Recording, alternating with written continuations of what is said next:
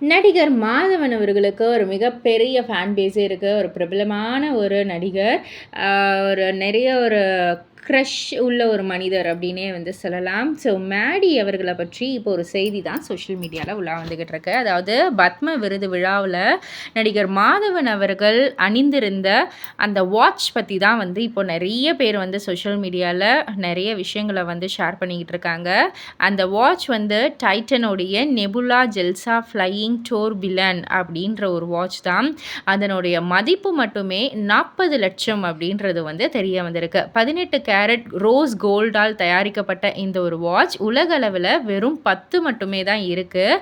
So அதில் ஒன்று நம்ம மேடி கிட்ட இருக்குது, மாதவன் கிட்ட இருக்குது அப்படின்ற மாதிரியான ஒரு நியூஸ் தான் ஷேர் ஆகிட்டுருக்கு. அடேங்கப்பா 40 லட்சமா அப்படின்ற மாதிரி எல்லாரும் வாய் பிளக்க தான் செய்கிறாங்க.